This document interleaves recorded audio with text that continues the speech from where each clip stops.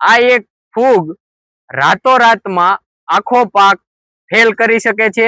એ ફૂગ વિશે શું તમે જાણો છો? ગઈકાલે સુધી પાક એકદમ લીલો હતો અને આજે સવારે પાંદડા પર પીળા ડાઘા દેખાવા લાગ્યા। ઘણા ખેડૂતો આને ખોરાકની ઉણપ માની લે છે, પરંતુ હકીકતમાં આ ખોરાકની ઉણપ નથી। અત્યારે ડાઉની મિલ્ડ્યુની શરૂઆત હોઈ શકે છે। જો પેલા 48 કલાકમાં ધ્યાન ન આપો તો આખો પાક જોખમમાં આવી શકે છે। આજે હું તમને શરૂઆતથી અંત સુધી બધું સમજાવીશ। ડાઉની મિલ્ડ્યુ શું છે? આ એક ગંભીર રોગ છે। ભેજવાળા વાતાવરણમાં ખૂબ જ ઝડપથી ફેલાય છે। વેલાવાળા પાકોમાં ખૂબ જ વધારે જોવા મળે છે।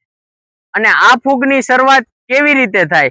તો કે રાત્રે વધુ ભેજવાળું વાતાવરણ હોય, પાંદડા લાંબા સમય સુધી ભીના રહેતા હોય, હવાનું ઓછું પરિવહન હોય, સતત વાદળછાયું વાતાવરણના લીધે આ ફૂગ ફેલાતી હોય છે। તેના પ્રથમ લક્ષણો શું હોઈ શકે? તો કે ઉપરની બાજુ પીળા ખૂણાવાળા ડાઘ જોવા મળે, નીચેની બાજુ રાખોડી અથવા જાંબલી ફૂગ જેવું આવરણ જોવા મળે, પછી પાન સુકાવા લાગે। આ ફૂગ કેવી રીતે ફેલાય? તો કે પવનથી, વરસાદના છાંટાથી, સંક્રમિત પાંદડાથી અને સતત ભેજથી। ક્યારે સૌથી વધુ જોખમ જોવા મળે? તો કે ચોમાસામાં સવારે લાંબા સમય સુધી ઝાકળ રહે, ગીચ વાવેતરમાં, અયોગ્ય હવાની અવરજવરમાં। અને આ ફૂગ આવે તો તેનો બચાવ કેવી રીતે કરવો?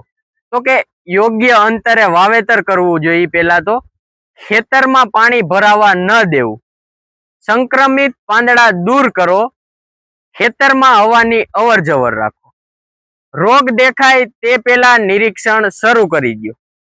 આપણી સામાન્ય ભૂલો શું હોઈ શકે? તો પીળા ડાઘને પોષણની ઉણપ માનવી, મોડું ધ્યાન આપવું, સતત ભેજ હોવા છતાં સાવચેતી ન રાખવી। હવે અંતિમ સંદેશ એ છે કે ડાઉની મિલ્ડ્યુ સામે સૌથી મોટું હથિયાર દવા નહીં, પરંતુ તેની સમયસર ઓળખ છે।